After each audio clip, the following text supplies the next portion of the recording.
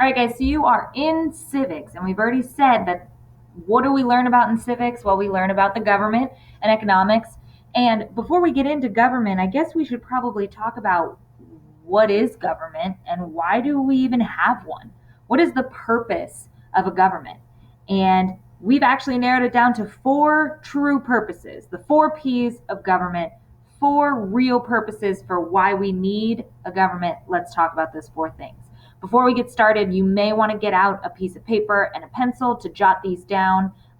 You might not think you need to take notes, but it's going to be very helpful for future you if you have a spiral notebook or something to take down some notes. And this is one of those ones that you'll want to write down. So, four P's of government, what are they? Well, the purposes of government are to protect its citizens, provide services, preserve order, and plan for the future. Again, the four P's of government are to protect citizens, provide services, preserve order, and plan for the future. Now, what do each of those look like and what do they mean? Let's look at them a little bit more in depth. So the first P of the four P's of government is to protect its citizens. And how does the government protect its citizens? Well, they have things like the military or the police department, otherwise known as law enforcement officers, and they help enforce the laws. And those laws are put in place to protect us. Court systems look at those laws and decide if you've broken a law or not, and that's all to help protect the citizens. Fire department obviously likes to keep you from not being on fire. That's a good thing. That's protecting you. And the Food and Drug Administration, or the FDA, they are the ones who make sure that any food that we consume or any drugs, like a Tylenol or cough syrup, that it's not going to hurt you. So the FDA, Food and Drug Administration, helps to protect us. The next P would be provide services. Now, our government will provide us with certain things that we can use, like a library, a public school. This is a service.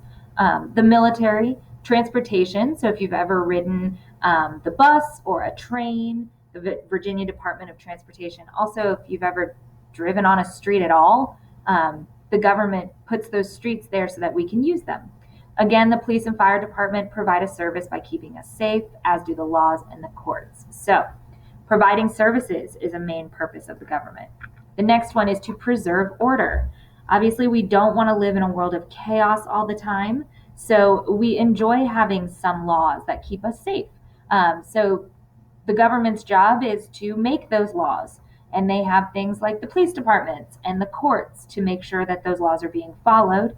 And the National Guard is basically like a mini military. Each state has their own National Guard. It's a step above the police department and a step below the military, as in they're very close to home and we respect them. So the Virginia National Guard, the Kentucky National Guard, the California National Guard, they also help to preserve order. Last but not least is to plan for the future. It's very important that our government thinks about where our country is going to be going. And in order to do that, we have to plan for the future. Public schools and public colleges will do that by educating you guys, making sure you get a good education so that you can take over. Congress is going to put laws into place that help us plan for the future. The EPA, which is the Environmental Protection Agency, makes sure that our environment is clean and that we have an earth to live on in the future. So one more time, the four P's of government, the four main purposes of government: to protect its citizens, to provide services for its citizens, preserve order, and to plan for the future. So those are your four main purposes of government. Now let's practice.